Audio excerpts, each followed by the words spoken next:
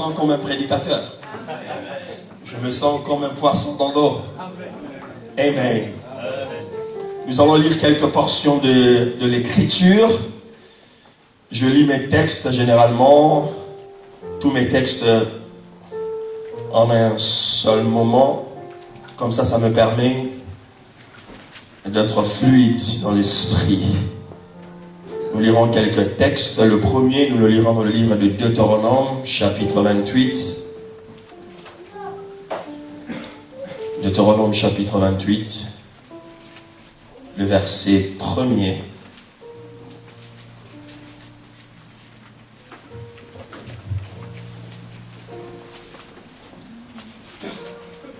Si tu obéis à la voix de l'Éternel ton Dieu, en observant et en mettant en pratique tous ces commandements que je te prescris aujourd'hui, l'Éternel ton Dieu te donnera la supériorité sur toutes les nations. Amen. J'aimerais que tu soulignes obéir, observer et supériorité. Vous allez m'excuser, je suis allergique au pollen, donc mon nez coule un tout petit peu. Donc que cela ne vous dérange pas de me voir de temps en temps. Essayez de sécher mon nez. Si tu obéis à la voix de l'Éternel, ton Dieu, en observant et en mettant en pratique tous ces commandements que je te prescris aujourd'hui, l'Éternel, ton Dieu, te donnera la supériorité sur toutes les nations. Nous lirons aussi le livre de 1 Samuel. 1 Samuel.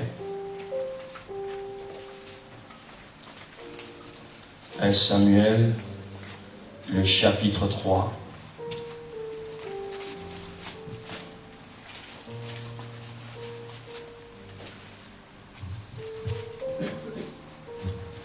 À partir du premier verset, le jeune homme Samuel était au service de l'Éternel devant Élie. La parole de l'Éternel était rare en ce temps-là. Les visions n'étaient pas fréquentes en ce même temps. Élie, qui commençait à avoir les yeux troubles et ne pouvait plus voir, était couché à sa place. La lampe de Dieu n'était pas encore éteinte et Samuel était couché dans le temple de l'Éternel où était l'arche de Dieu. Alors l'Éternel appela Samuel, il répondit, me voici. Et il courut vers Élie et dit, me voici, car tu m'as appelé. Et répondit, je ne t'ai point appelé. Retourne te coucher. Et il alla se coucher. L'Éternel appela de nouveau Samuel et Samuel se leva, alla vers Élie et dit, me voici, tu m'as appelé. Et il répondit, je ne t'ai point appelé. Mon fils, retourne te coucher. Samuel ne connaissait pas encore l'Éternel et la parole de l'Éternel ne lui avait pas encore été révélée. Amen. Amen. Nous lirons aussi le livre de Matthieu, chapitre 4. Matthieu, chapitre 4.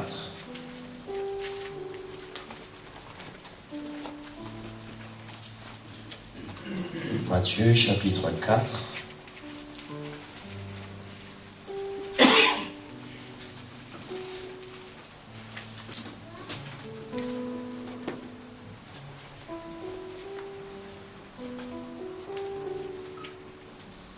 Alors Jésus fut emmené par l'Esprit dans le désert pour être tenté par le diable. Après avoir jeûné 40 jours et 40 nuits, il eut faim. Le tentateur s'étant approché, lui dit, si tu es le Fils de Dieu, ordonne que ces pierres deviennent des pains. Jésus répondit, il est écrit, l'homme ne vivra pas de pain seulement, mais de toute parole qui sort de la bouche de Dieu. Le diable le transporta dans la ville sainte, le plaça sur le haut du temple et lui dit, si tu es le Fils de Dieu, jette-toi en bas, car il est écrit, il donnera des ordres à ses anges à ton sujet et ils te porteront sur les mains, de peur que ton pied ne heurte contre une pierre. Jésus lui dit, il est aussi écrit, tu ne tenteras point le Seigneur ton Dieu. Le diable le transporta encore sur une montagne très élevée, lui montra tous les royaumes du monde et leur gloire. Et il dit, je te donnerai toutes ces choses si tu te prosternes et m'adores. Jésus lui dit, retire-toi Satan, car il est écrit, tu adoreras le Seigneur ton Dieu et tu le serviras. Même le diable sait que quand tu l'adores, tu vas obtenir quelque chose. Quelqu'un n'a pas compris de quoi je parle. Le diable ici est un prédicateur puissant. Il nous révèle que si tu adores, tu peux avoir quelque chose. Alors si lui, le diable, il se permet de te dire que si tu l'adores, tu auras quelque chose, à combien plus forte raison que si tu adorais Dieu?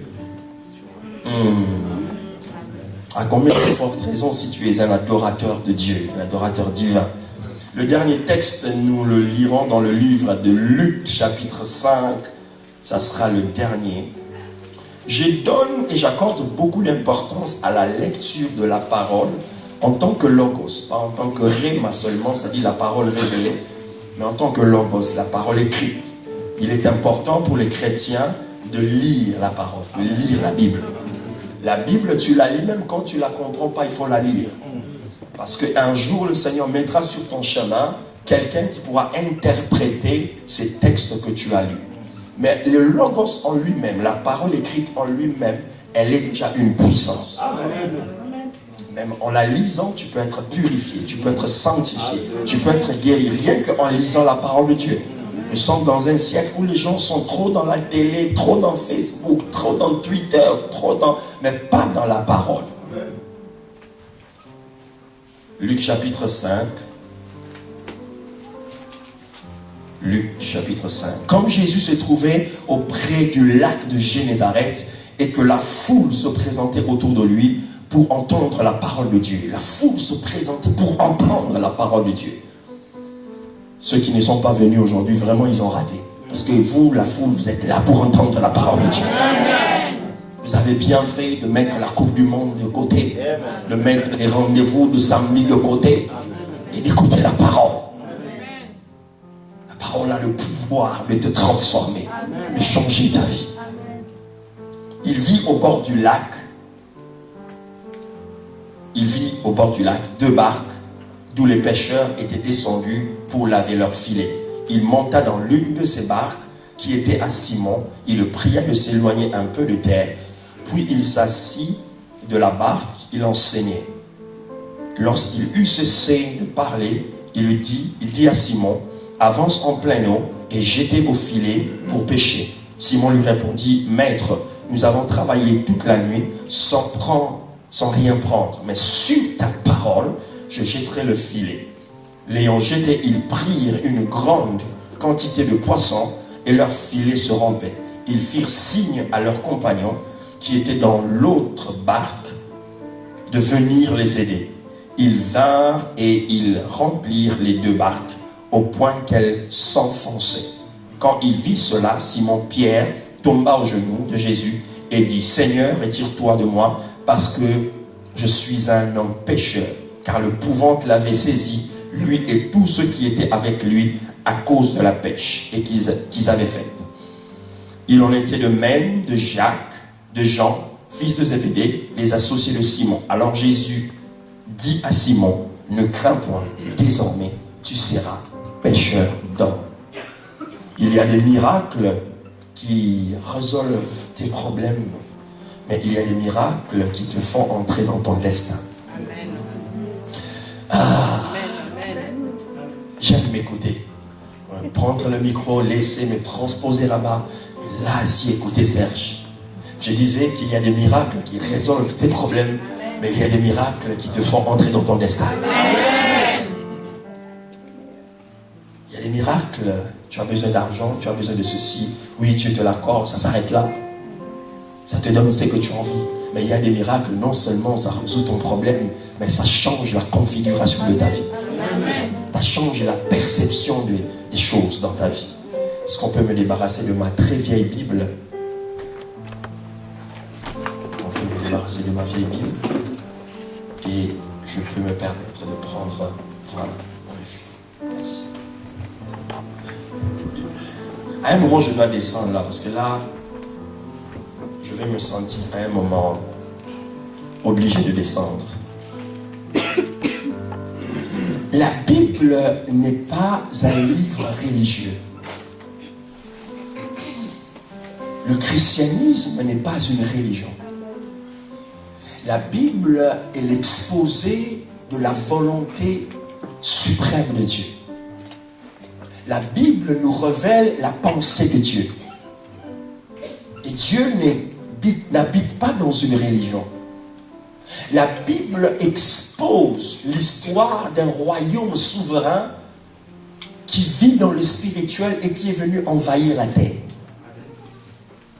Et comme vous le savez, chaque royaume avait, surtout à l'époque, comme objectif de dompter l'endroit où il venait, en d'autres termes, de le coloniser.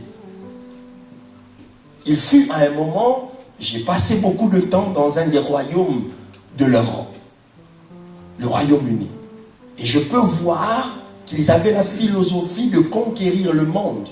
En réalité, lorsqu'ils allaient conquérir tous ces endroits, ils imposaient leur style de vie. C'est pourquoi vous allez voir dans des pays comme le Zimbabwe, dans des pays en Afrique australe, des gens en plein midi boire du thé chaud. Ce n'est pas la culture de ces pays-là. Cette culture a été transposée par le royaume de Grande-Bretagne. Vous verrez les gens conduire à droite. Les volants sont à droite. Parce qu'ils ont opté pour la culture. Une culture leur a été imposée à cause de la puissance de ce royaume qui envoyait des navigateurs, qui envoyait des gens pour explorer le monde afin de conquérir ce monde. Lorsque Jésus parle et il montre à ses disciples comment prier, il dit une chose. Il dit, lorsque vous priez, dites, notre Père qui es aux cieux, que ton nom soit sanctifié, que ton règne vienne. Et que ta volonté soit faite sur la terre comme elle est au ciel. C'est-à-dire, Jésus voulait dire aux gens, à partir de cet instant précis, si les gens veulent voir le ciel, ils n'ont pas besoin de monter au ciel. À travers vous sur la terre, ils peuvent voir le ciel. Amen. Et lorsque vous étudiez l'histoire de l'Église, vous allez comprendre que l'Empire romain, c'était l'Empire qui avait qui avait copié un peu cette pensée ou cette mentalité en venant imposer son style de vie partout. C'est de là qu'est sortie l'expression où on dit « tout chemin mène à Rome ». Parce que Rome avait pour politique ou philosophie, partout où il s'installait, vous pouvez voir un César était installé et l'administration, la façon de faire les choses était comme si vous étiez à Rome. Dieu veut que votre vie, votre maison, vos affaires, tout ce que vous faites soit la représentation du ciel sur la terre. Amen. Non, ton amen ne m'a pas confondu. Je voulais dire à quelqu'un, Dieu veut que tu sois le représentant légal de son royaume sur la terre. Amen. La Bible est un livre avec beaucoup de concepts juridiques. Parce que lorsqu'on parle d'un royaume, on voit la souveraineté de quelque chose. On voit le pouvoir, on voit l'autorité, on voit la puissance. On voit la capacité d'influencer les autres.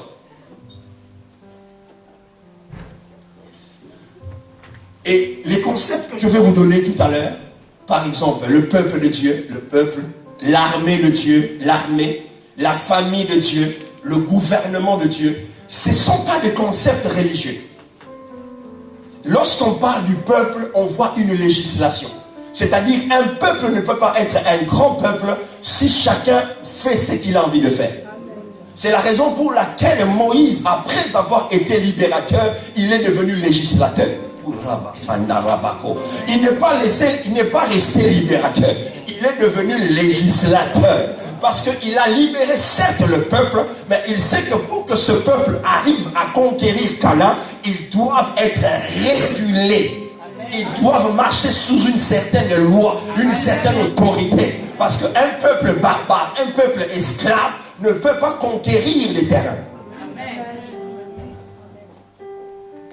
C'est la raison pour laquelle Dieu lui donne les 10 commandements. Pour imposer sa loi, pour imposer son autorité. C'est la raison pour laquelle dans des pays où règne l'autorité, tu ne peux pas faire n'importe quoi. Moi, je viens de l'Afrique, je sais ce que c'est conduire en Afrique. Tu peux faire n'importe quoi. Mais je sais qu'ici, je ne peux pas faire n'importe quoi. Je ne peux pas brûler un feu rouge. Je ne peux pas conduire n'importe comment parce que à la minute qui suit, une caméra va me capter. Quelqu'un va appeler la police et la seconde après, soit on va me mettre quelque part. On va me questionner, monsieur, qu'est-ce que vous êtes en train de faire? Et je dois rendre le compte. Ça, c'est une société et vous allez voir l'impact d'une société où l'autorité règne. Vous allez voir le développement là, dans une société où l'autorité est là. Dis-moi, mais bien. Lorsqu'on parle de l'armée, par exemple, l'armée de Dieu, une seule chose est la mère de l'armée, c'est la discipline. On dit que la discipline est la mère de l'armée. Si je veux te montrer l'excellence, je ne t'amène pas dans un magasin Christian Dior ou Chanel. Je vais t'emmener dans l'armée.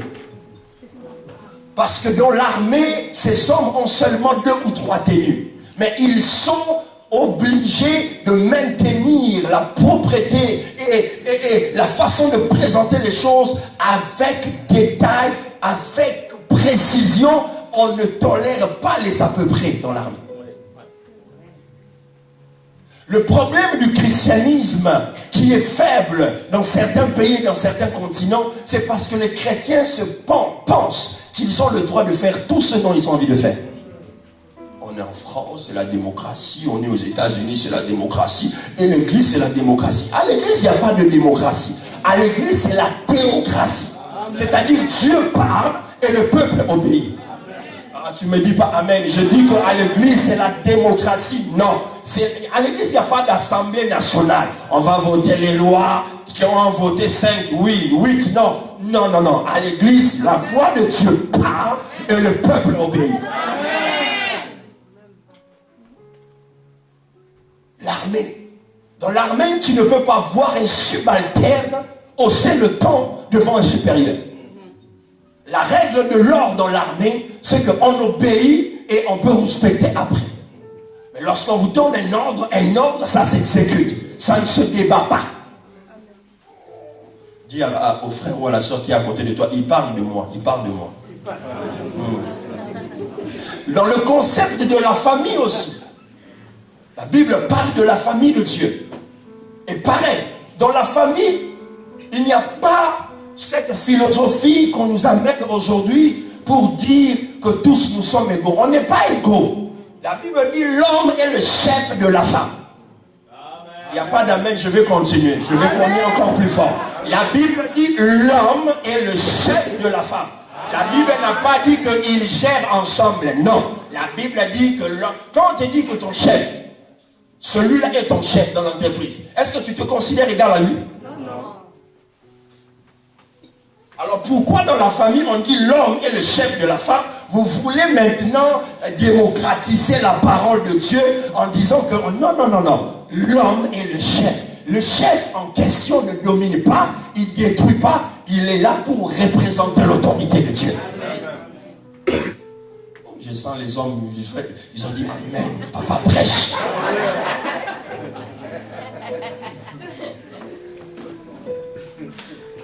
Ce sont des concepts, lorsqu'ils sont placés, et la Bible nous parle aussi du gouvernement. Le nombre 12, par exemple, dans la Bible, c'est l'expression du gouvernement de Dieu. Vous verrez, chaque fois, Dieu a pris 12 tribus d'Israël, Dieu a pris 12 apôtres, on parle des 12 colonnes dans le temple de Jérusalem. 12 représentent le nombre du gouvernement céleste. Et lorsqu'on parle du gouvernement, ceux qui ont un peu été à l'école, ils savent qu'on parle de l'exécutif. C'est-à-dire c'est un pouvoir exécutoire. L'Assemblée fait des lois, mais l'exécutif exécute ces lois. Ils mettent en application ces lois. C'est-à-dire qu'ils ont un pouvoir décisionnel. Ils décident et la chose arrive. Et Dieu veut que son peuple fonctionne dans tous ces concepts-là. Et lorsque vous allez voir tous ces concepts, vous l'étudiez bien, il y a un dénominateur commun dans tous ces concepts, c'est l'obéissance. Dis-moi obéissance. Nous parlons des cœurs de fils. Lorsqu'on parle d'un fils, Ça veut dire c'est un homme qui est sous une autorité. C'est une personne qui est sous une influence qu'on appelle un père. On ne peut pas parler de fils s'il n'y a pas de père. Et sachez-le que s'il n'y a pas de père, vous n'avez pas de repère. Aïe, aïe, aïe, aïe, aïe, aïe, aïe, aïe. Si vous n'avez pas de père, vous n'avez pas de repère. Et lorsque vous n'avez pas de père, vous êtes une personne morte. Vous êtes une personne sans direction. Vous devez comprendre que l'une des stratégies du diable, c'est de briser le pouvoir des pères.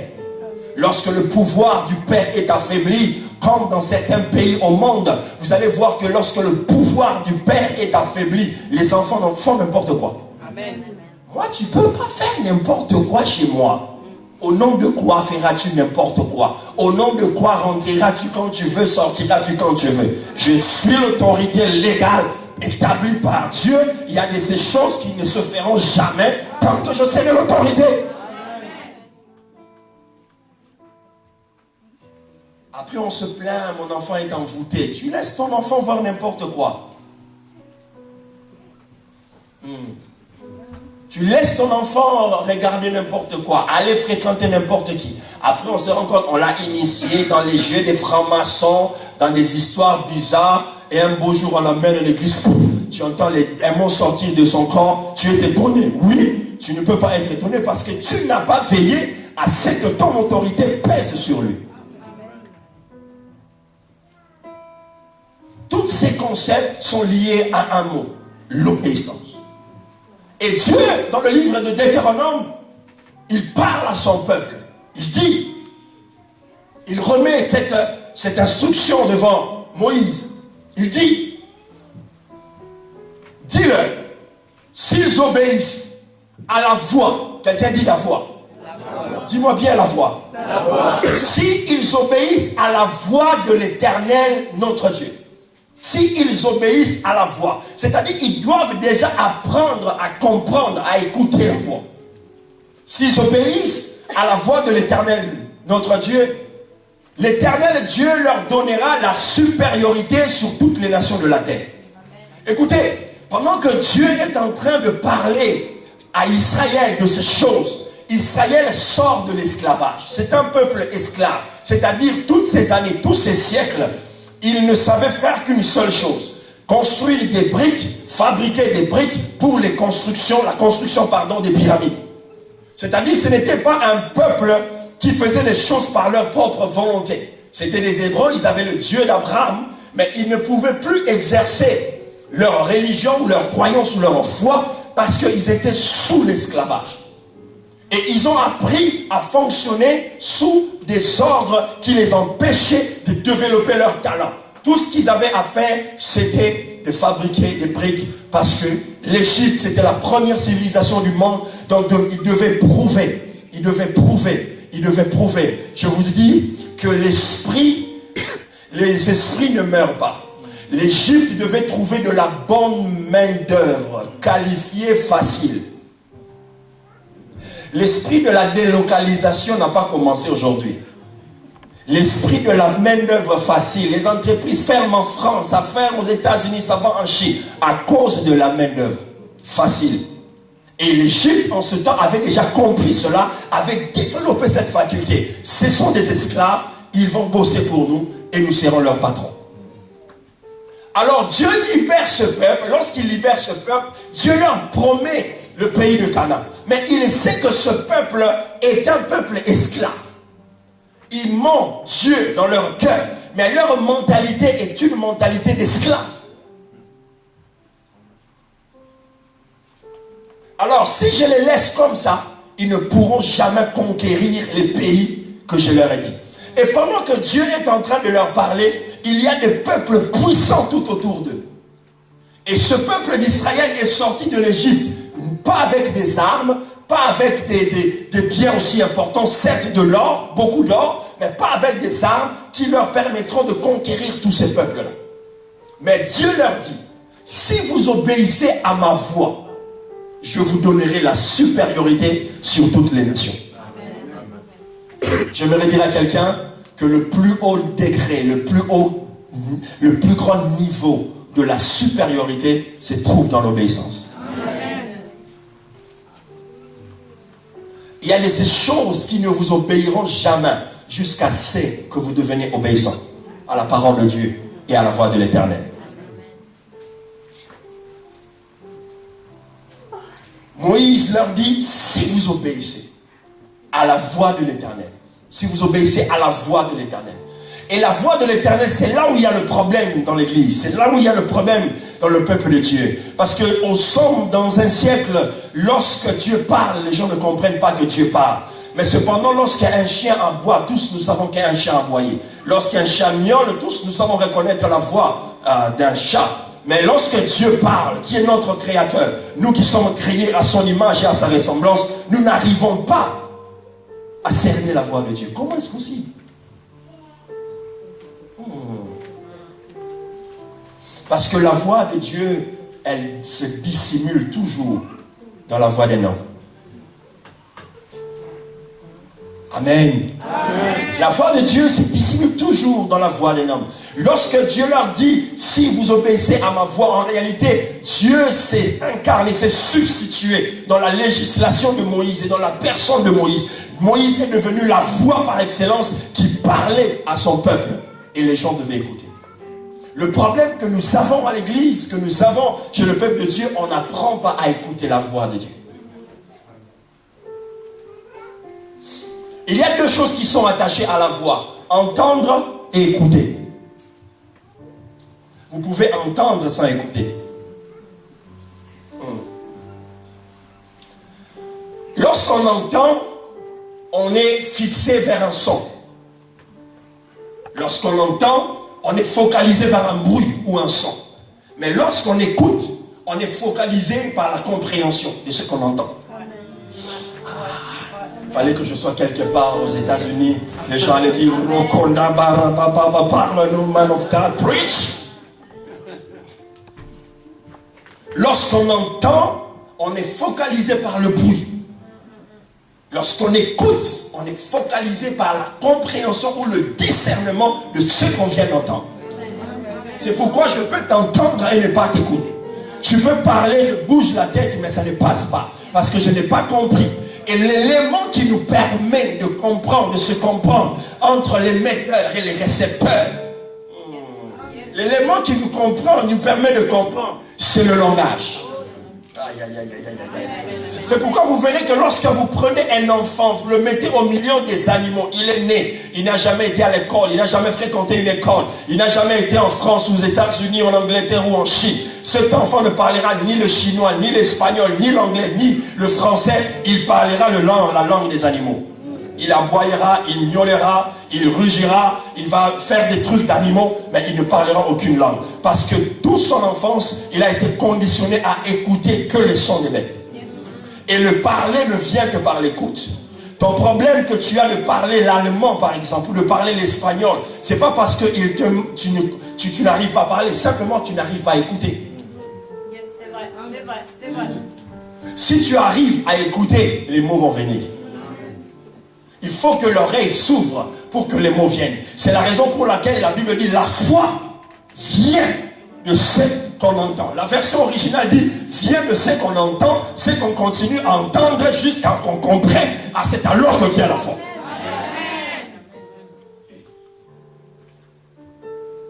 C'est bizarre de voir un enfant qui est né, on envoie à l'école quand il était dans la maison de ses parents. Tous ses petits besoins, il les faisait dans son pampers, tout ça. Et puis quelques années plus tard, on l'amène dans une école qu'on appelle la maternelle. Il commence à distinguer les couleurs. Il commence à comprendre parce que quelqu'un lui a parlé. Parce que quelqu'un lui a dit 1, 2, c'est bleu, c'est rouge. Et il revient à la maison, il dit maman c'est bleu, maman c'est rouge. Et il vous explique. Parce qu'il y a quelqu'un qui maîtrise ces leçons qu'il lui a transmises à savoir. Et c'était même enfant qui ne comprenait pas certaines choses à un certain âge. Il va au CM1, après au CM1, il passe l'école, tout ça. Il va au collège ou au lycée. Après le lycée, vous voyez, il commence à faire des trucs qu'il n'arrivait pas à faire, les équations en mathématiques, il fait des trucs en physique. Il arrive à résoudre certains problèmes. Il commence à bricoler des choses à la maison, ce qu'il ne pouvait pas faire il y a quelques années.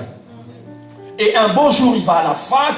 Il va à la fac de médecine, il fait toutes ces choses, il apprend. Il y a un monsieur en blouse blanche, il lui dit le ventre, il y a telle partie, il y a l'intestin de ce côté, il y a le pancréas de ce côté-là. Alors si vous faites ça, vous arrangez. Et un beau jour, à un certain âge, vous voyez le gars qui était petit. Un jour, il prend le bistouri, il ouvre le ventre de quelqu'un. Et en ouvrant le ventre de quelqu'un, il n'a pas peur. Pourquoi il n'a pas peur? Parce qu'il a reçu les informations correctes sur le fonctionnement de ce corps. Il sait que s'il l'ouvre, il va le refermer et la personne va vivre. Mais toi, si on te donne le bistouri, tu ne pourras pas. Tu vas dire, je n'ai pas besoin de cacher ma vie, on arrête là. Mais lui, il va prendre, il va ouvrir, il va prendre l'intestin, il va le sortir, il va le regarder. Parce qu'il a reçu les informations par des formateurs. J'ai dit que la foi vient de ce qu'on entend. Et ce qu'on entend vient de la parole de Dieu. La voix, si tu écoutes la voix, voilà ce que produit l'écoute. Ça produit la foi. Ça te permet de te mettre dans l'environnement de Dieu.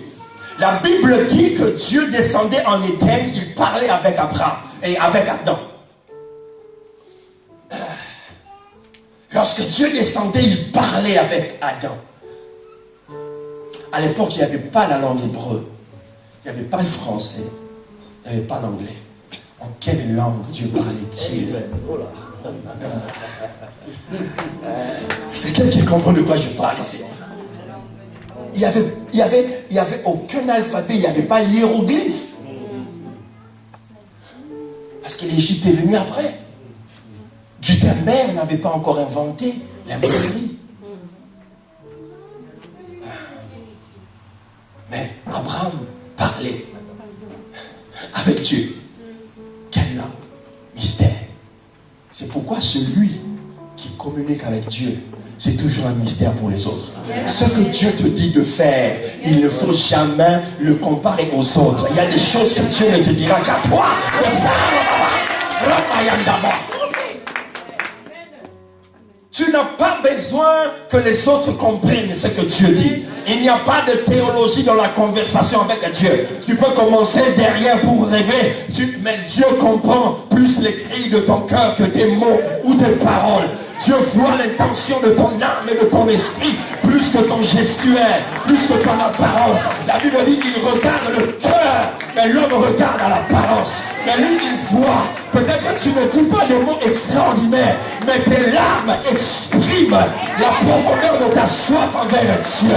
Je voudrais que quelqu'un comprenne que sa parole va monter en toi et que ton âme crie. Lorsque ton âme crie, Dieu comprend la voix de ton âme. Les hommes sont impressionnés par ce que nous voyons. Dieu ne l'est pas. Il ne le sera jamais. Écoute la voix de l'Éternel. La voix de l'Éternel représente l'autorité de Dieu. Et votre pasteur, votre apôtre, l'homme de Dieu que Dieu a placé au milieu de vous, représente automatiquement l'expression de la voix de Dieu. Ah, je voulais voir un peuple qui dit amen et bien.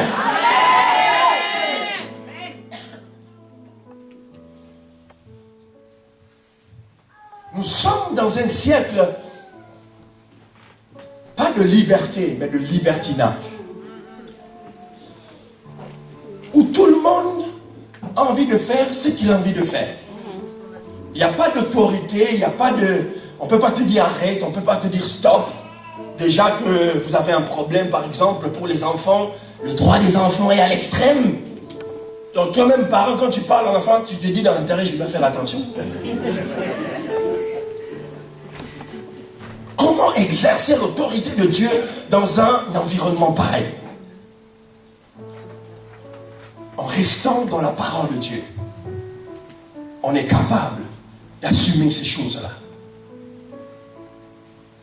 La Bible parle de cette histoire de cet enfant qui était dans la présence de Dieu, en l'occurrence Samuel.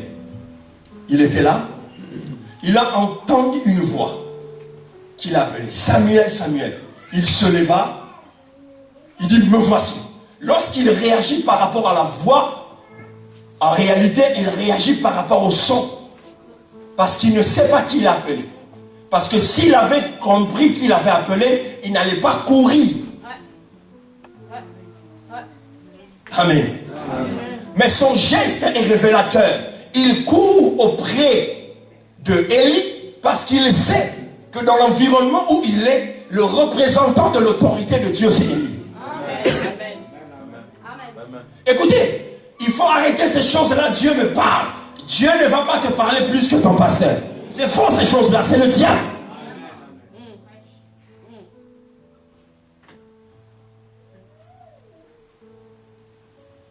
Dieu n'est pas un fou.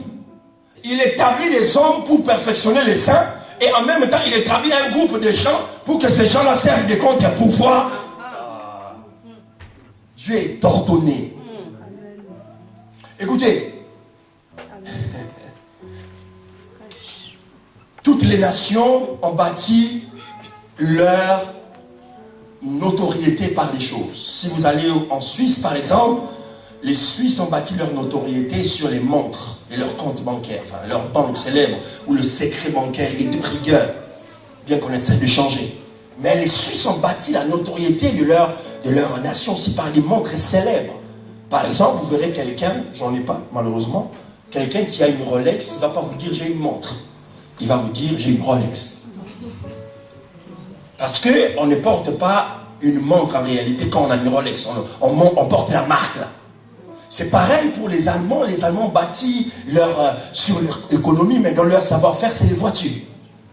Lorsque quelqu'un a une BMW ou une Mercedes, il ne dit pas, prends les trucs dans ma voiture. Il dit, j'ai amené ma Mercedes. C'est vrai ça. C'est vrai. Vous en faites pas, je suis un communicateur, je sais de quoi je parle. Il vous dit, elle est dehors. Pareil avec les Anglais, ils te diront, ma Rolls c'est dehors. Quelqu'un qui va venir te chercher, te demande tu viendras avec quelle voiture. Il ne te dira pas ma voiture est bleue. Il te dit si tu sors dehors, tu vas voir ma Rolls c'est là. En fait, c'est le symbole du pays. Ils ont bâti leur notoriété sur ce savoir-faire là. Chaque pays, si vous allez chez les Belges, c'est les frites. Bon. Mais Dieu a bâti aussi son nom et son royaume avec une notoriété. La Bible dit la notoriété de Dieu s'est accrue au milieu de vous, de ce que Dieu est toujours fidèle pour accomplir sa parole. La notoriété de Dieu est dans sa fidélité. Tout ce que Dieu te dit, il le fera. Ah, j'ai dit, tout ce que Dieu te dit, il le fera. Il n'est pas un homme pour mentir, ni un fils d'homme pour se repentir. Tout ce qu'il dit d'abord, avant de faire des choses, il le dit déjà en avance. Il le prévoit en avance. C'est pourquoi Dieu est plus que Steven Spielberg. C'est-à-dire Dieu pour te faire des choses, il ne commence pas à le faire directement. Dieu est un grand réalisateur de films. Avant qu'il accomplisse ces choses-là, il te montre un extrait de 30 secondes de ce que c'est là. Tu vois, quand tu regardes la télé, tu vois un extrait de 30 secondes. Ça suscite la curiosité. Tu dis, je dois voir ce film. Ça se passe en 15 secondes. Tu dis, waouh, c'est quoi ce truc? Je dois le voir. Dieu n'a pas besoin de te montrer toute ta vie. Dieu n'a pas besoin. Il suffisait d'un songe à Joseph de savoir qu'un jour il sera grand. Il suffisait d'une vision à Joseph de savoir qu'un jour, même si vous me prenez ma tunique, même si vous me mettez dans la citerne, même si vous me tuez, je sais que celui qui m'a...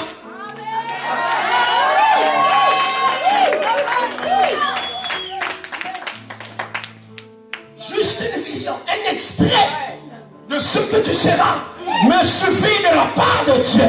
Ce centenier avait compris lorsqu'il est approché auprès de Jésus. Il a dit, tu n'as pas besoin d'une litanie. Tu n'as pas besoin de me dire des phrases et des phrases. Tu n'as pas besoin de me parler des chapitres. Dis un mot. Parce qu'il n'est pas un philosophe. Il est Dieu. Apprends à écouter sa voix. Dis à quelqu'un, écoute sa voix aujourd'hui. Cet enfant est allé auprès de Élie, Samuel, parce que la voix de Dieu il l'a retrouvé auprès de son père, Élie. Élie lui-même lui a dit, va te coucher. Deuxième fois, va te coucher. Troisième fois, lorsqu'il revient, il dit, cette fois-ci, Élie a compris que non, cet enfant a un appel. Mais Dieu a utilisé ma voix pour l'appeler. Cette fois-ci, maintenant, comme tu ne connais pas ces choses, je vais t'envoyer chez qui tu peux apprendre le mieux ces choses. Lorsque Dieu t'appelle, lorsque tu entendras encore la voix, dis Seigneur, me voici, et fais de moi ce que tu veux. Tu ne peux pas comprendre où aller si Élie ne te dit pas va. Amen. Amen. Le diable a compris que la meilleure façon de bousculer, de bloquer, d'intercepter tes bénédictions et tes grâces, c'est de mettre des zizanies, de détruire les fréquences entre toi et ton pasteur, entre toi et l'église de Dieu. Parce qu'il sait que lorsque comment on appelle ça, le récepteur n'est pas en bon état, même si vous avez un appareil puissant. Aïe, aïe, aïe, laisse-moi parler de la technologie ici. Laisse-moi dire que les fréquences existent. Même si tu ne les vois pas, mais elles existent. C'est grâce aux fréquences que ce micro parle. Il y a des choses qui existent, mais tu ne peux pas le voir. Pour le voir, il faut le matériel adéquat. Le microbe existe, mais pour voir un microbe, tu as besoin d'un microscope. C'est pas parce que ces choses-là, tu ne les vois pas, qu'elles n'existent pas. Tes promesses existent, mais il faut que tu sois équipé. Et pour être équipé, il faut être côté de l'autorité de Dieu. On ne comprend pas les choses de Dieu par soi-même. Non, il faut que quelqu'un qui est roi, quelqu'un qui a de l'autorité, quelqu'un que Dieu a placé. Tu n'as pas besoin de savoir comme moi, je suis mince, je ne tiens ça de qui? De mon père et de ma mère, j'ai des gros yeux. Tu n'as pas besoin de ça. Tu as besoin seulement de comprendre, d'entendre la voix et de savoir que cette voix, c'est la voix de Dieu. Le diable va venir te perdre. Pourquoi il est mince? Pourquoi il est comme ça? Pourquoi il parle avec un accent? C'est pas ton problème. Ton problème, c'est de comprendre. Dieu parle. Amen. Et je vais écouter la voix de Dieu. Samuel est parti. Il est arrivé et il a compris. Le dernier texte que nous avons lu, Jésus arrive. Dans l'avant-dernier, le diable vient tenter Jésus. Et lorsqu'il vient le tenter, toujours concernant la voix, le diable lui dit, parce que le diable sait le bouton qu'il faut toucher dans notre vie pour nous faire basculer. Il sait. Quand le Créateur nous créait, il était là. Il avait perçu le genre de créature que Dieu était en train de créer. Il a dit, waouh, cette créature, c'est la seule au monde qui a son image et a sa ressemblance. Depuis ce jour, il a été jaloux de toi. Parce que quand bien même lui, il était beau, parfait, mais il n'avait pas la substance que toi tu avais. Tu ne comprends pas pourquoi le diable te combat. Parce que ce n'est pas parce que tu as des choses, mais parce que le diable sait qu'en toi, il y a des choses extraordinaires. Ce n'est pas ce que tu possèdes que le diable combat. Le diable combat ce qui est en toi. Amen. Et le diable vient, il sait que Jésus a faim. 40 jours de jeûne et prière, sans manger. Le diable sait. Il sait que cet homme est vulnérable parce qu'il a faim. Qu'est-ce que je peux lui proposer de beau? Le diable sait que quand tu as affamé d'amour, il peut te proposer n'importe quoi. Le diable sait que quand tu es affamé d'argent, il peut te proposer n'importe quoi. Parce qu'il sait que tu es vulnérable en ce moment-là. Et il présente du pain. Et il lui dit, tu as le pouvoir. Le diable encore, c'est un bon prédicateur. Il lui dit, tu as le pouvoir. Si tu pries, ces pierres peuvent se changer en pain. Il révèle que Jésus a l'autorité, le pouvoir. Jésus le regarde. Il dit, l'homme ne vivra pas seulement de pain. De pain, mais de toute parole qui sort de la bouche de Dieu. Ce que le diable disait était vrai.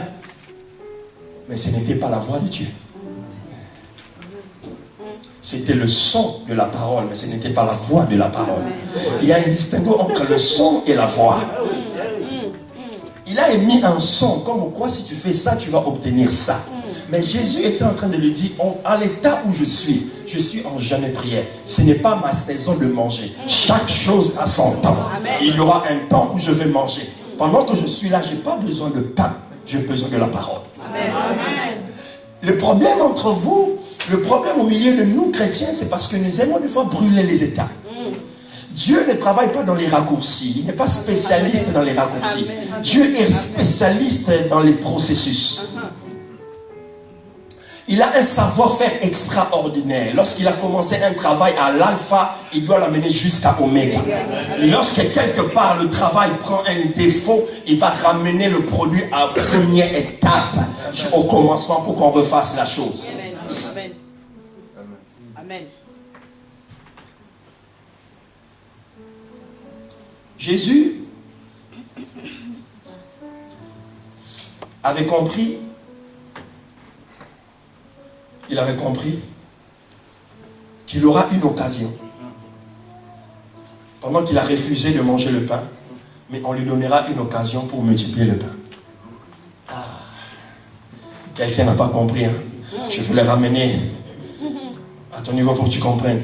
En fait, il y a des choses que tu refuses de prendre maintenant. Ça va te donner la force d'impacter 5000 personnes. Ah. Amen. Jésus a refusé le pain parce qu'il avait faim. Mais le jour où on lui a présenté une foule d'à peu près 5000 hommes, sans compter les femmes et les enfants, il a dit, bon, Père, maintenant donne-moi le pouvoir. Parce qu'il fut un moment où moi j'avais faim et j'avais refusé de manger parce que je savais que tu m'as appelé pour influencer les nations.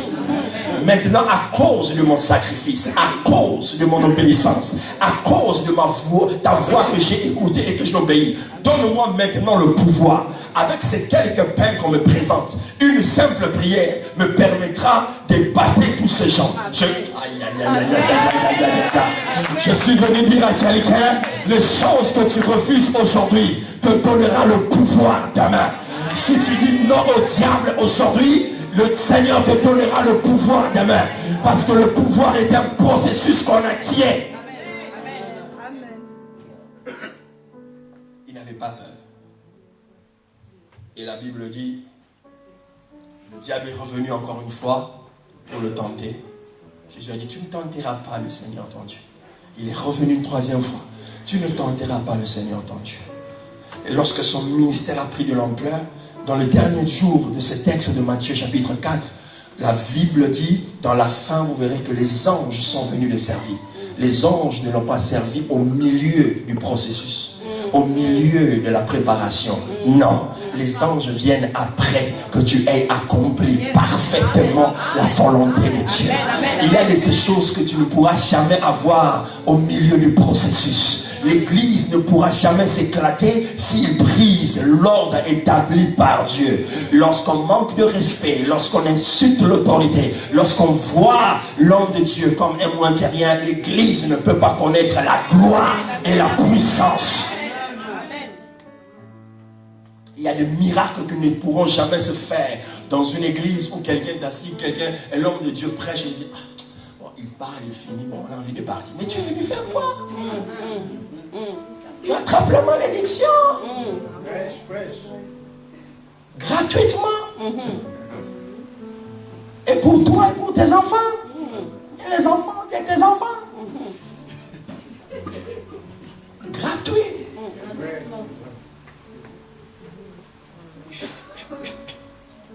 L'autorité de Dieu se manifeste par un nom. Dieu s'est toujours incarné dans la vie d'un homme. Et la Bible dit que Jésus, après ce pouvoir qu'il a reçu, il a commencé son ministère, et un jour, il arrive pour exercer ce pouvoir. N'oubliez pas que nous traitons du thème le cœur du Fils. Et là, je suis en train de parler de l'obéissance comme étant le point essentiel dans le cœur du Fils. Et l'obéissance te donne le pouvoir. Et Jésus était obéissant et maintenant il est en mesure d'exercer le pouvoir. Tous ceux qui ont des enfants, ils savent que le point faible d'un père, c'est l'obéissance de ses enfants. Moi, je viens d'une famille nombreuse et mes frères et mes sœurs avaient compris que pour certaines demandes, c'est moi qui allais. Parce que j'étais un peu brillant à l'école, j'étais un peu obéissant. Donc quand il s'agissait de demander des choses à notre père, tout le monde se rétractait et on disait, on va envoyer notre joker. Parce que lui, quand il parle, il n'a pas dit non difficile. Parce qu'ils savaient, ils avaient compris. C'était leur tactique. J'ai compris ça bien en retard. Donc ils m'utilisaient à leur dépens. Jésus arrive devant Pierre et ces gens, ses amis, il leur regarde, il voit que ces gens, il leur manque quelque chose. Ils ont travaillé, ils n'ont rien eu. Il remarque, il observe. Il observe. Ce n'était pas Dieu qui lui a dit, il a observé. Parce qu'il y a des chrétiens trop spirituels aujourd'hui, ils pensent tout spiritualiser. Il y a des choses qu'il faut faire par observation. Il a vu que ces gens étaient frustrés. Quelqu'un, quand il est frustré, ça se voit physiquement. Il parle seul dans la rue. La tête se courbe, il compte des trucs. C'est la frustration se manifeste dans le corps. En réalité, on communique avec 70% dans le corps. La communication corporelle prend 70% de notre expression. C'est pourquoi si tu es un bon observateur, tu peux lire des choses à travers l'expression corporelle. Amen. Amen. La Bible dit que Jésus les a regardés, il a compris qu'ils étaient frustrés.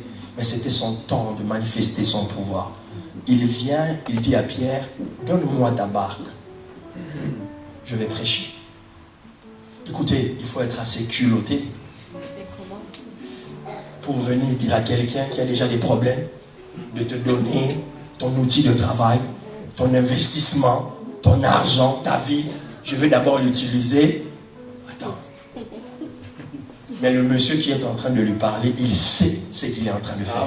Aïe, aïe, aïe. Ce que j'aime avec Dieu, c'est que quand il te dit quelque chose, il sait où ça va finir. Amen.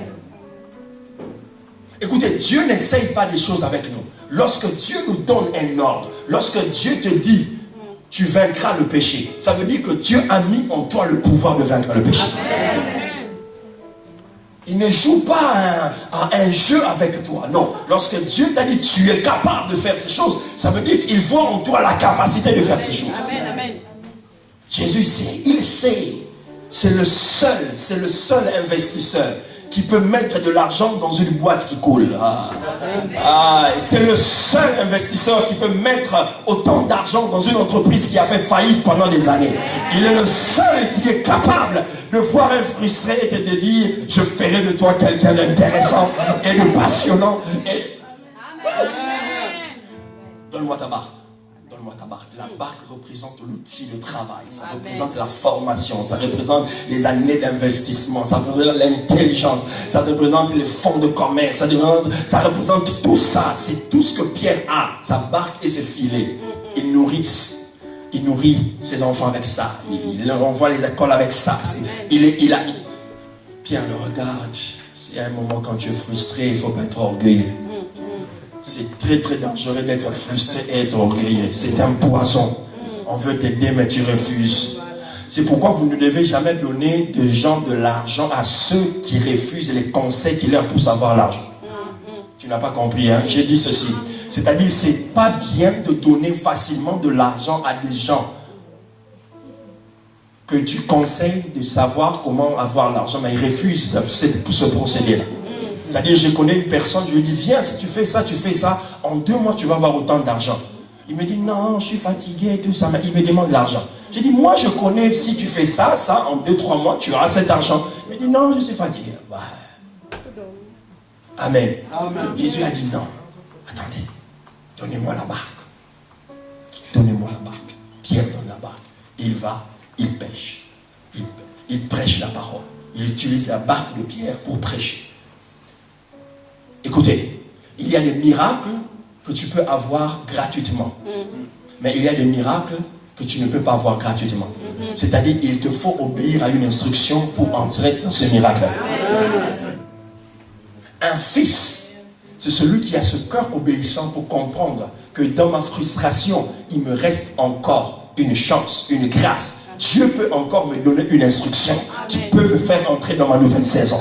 Ah, tu n'as pas compris. Jésus a dit, maintenant que j'ai utilisé ta barque, maintenant que je suis satisfait, parce que Dieu n'a que faire avec ta barque, parce qu'il pouvait marcher sur les eaux. Il avait déjà démontré un peu plus tard, il peut venir sur les eaux, marcher et prendre les poissons par lui-même.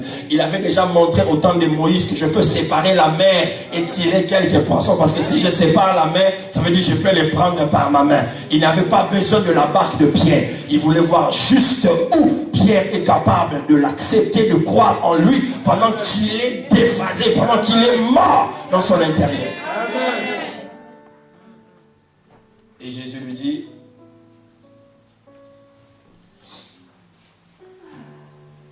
maintenant que tu as obéi, je vais te donner la supériorité. Amen. Amen. Vous voyez maintenant que tous les textes se collent. Vous avez compris pourquoi j'avais donné ça en puzzle. Le mot puzzle, maintenant ça se reconstitue. Supériorité. Pendant qu'il dit jette ton filet, Pierre fait le geste de l'obéissance. Mais en réalité, le Créateur venait de donner un communiqué à tous les poissons de ce lac.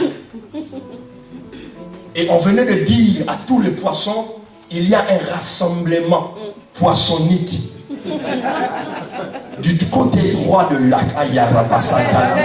Le Créateur vient de donner l'ordre. Tous nous nous retrouvons, les dorades, les poissons-chats, les capitaines, les sols, les baleines et les requins.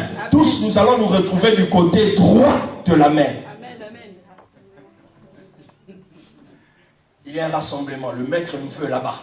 Parce qu'il veut que nous puissions bénir quelqu'un. Je veux dire à quelqu'un, celui que nous servons, il est capable, si tu es obéissant, de donner l'ordre à quelque chose que tu cherches pendant un temps. Cette chose peut...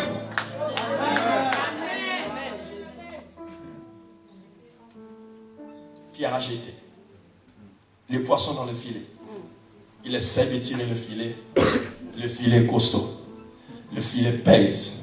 Il comprend que cette pêche, elle n'est plus ordinaire.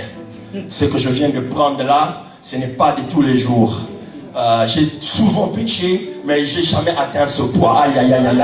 Je veux dire à quelqu'un, Dieu veut te faire introduire dans une saison qui n'est pas ordinaire comme toutes les saisons. Un miracle doit se pointer à l'horizon, qui doit changer la configuration de ta vie. Et lorsqu'il essaie de tirer le filet, il sent qu'il ne peut pas. Il dit, je dois appeler les amis. Je veux dire à quelqu'un, le miracle qui va venir dans ta vie à cause de ton obéissance ne va pas être seulement pour toi, mais doit affecter ton environnement. Aïe, aïe, aïe, aïe. Fini les miracles qui sont que pour toi. Je veux que tu deviennes une bénédiction. Je veux que tu deviennes un canal. Je veux que tu deviennes un mode de plan, un plan de Dieu.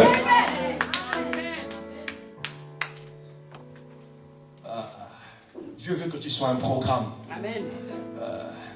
Lorsqu'on clique sur toi, ça ouvre plusieurs windows, plusieurs fenêtres. Quelqu'un n'a pas compris. On va seulement te toucher, mais beaucoup de choses parmi s'ouvrent sur les gens. Car Dieu nous appelle à influencer. Nous sommes le sel de la terre, nous sommes la lumière du monde. Il appelle ses associés, les associés appellent les associés. Les associés, on sent qu'on commence à parler de ça de la ville. Je veux que Strasbourg commence à sentir que Dieu est avec toi. Je veux que ta famille commence à sentir que tu as de l'impact, que tu as de l'influence. Il y a des endroits où tu entreras, tu ne diras ni mot, mais tu seras porteur de la présence de Dieu. Et les gens vont sentir la présence de Dieu, parce que tu es porteur de la grâce de Dieu. Il y a des endroits où tu arriveras, tu diras, tu verras la personnalité malade, ça ne sera pas l'apôtre qui va partir. Tu diras, levez vos mains, je vais souffler l'onction de Dieu, et la personne sera guérie, et tu souffleras. Personne ne guérira à cause de l'influence de ton obéissance à la voix de Dieu que tu as obéi par rapport à l'autorité de Dieu.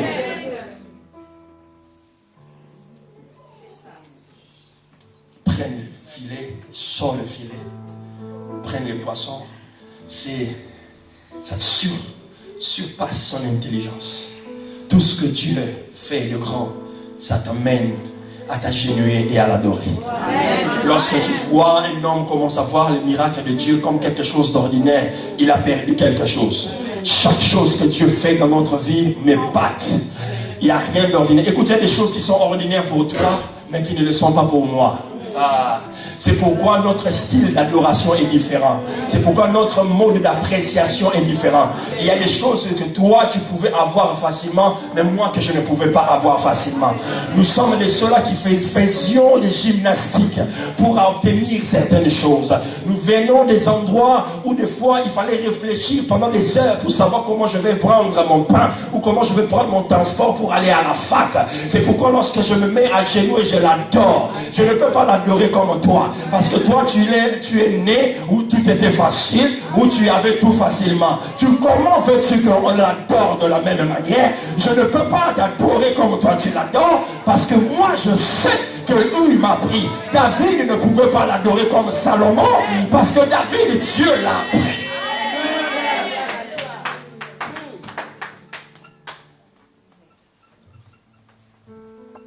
Un jour, Bill Gates entre dans un restaurant.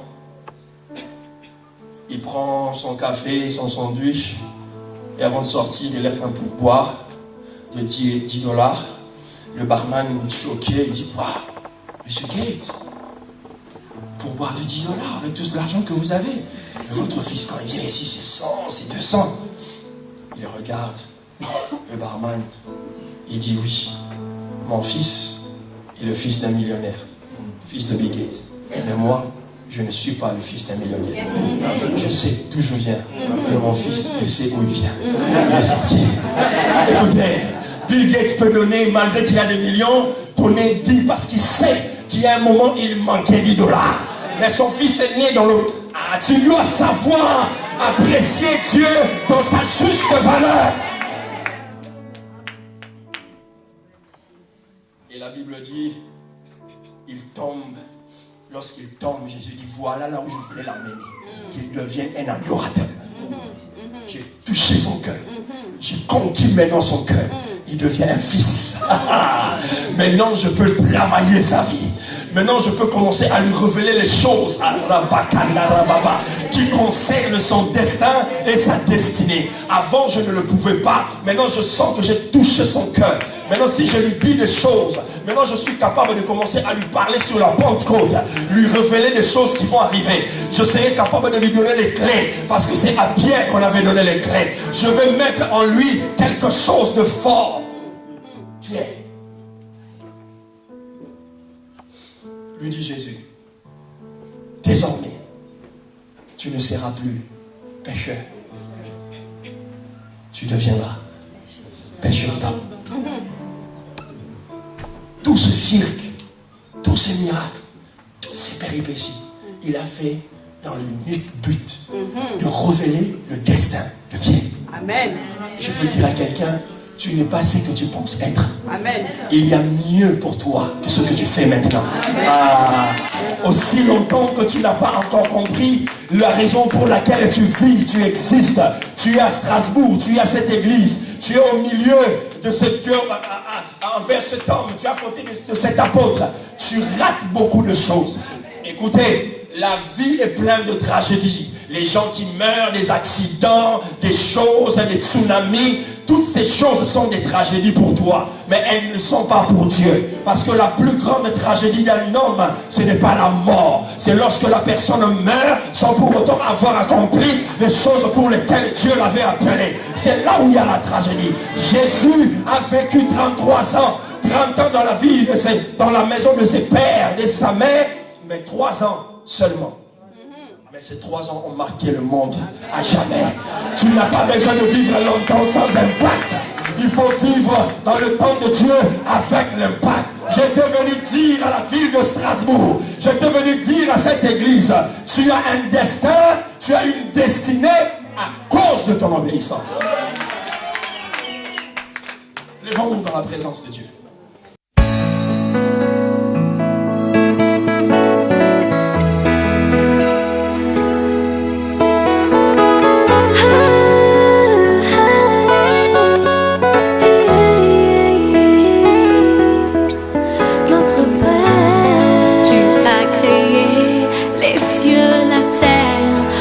ta parole toute puissante, et j'ai trouvé grâce à tes yeux.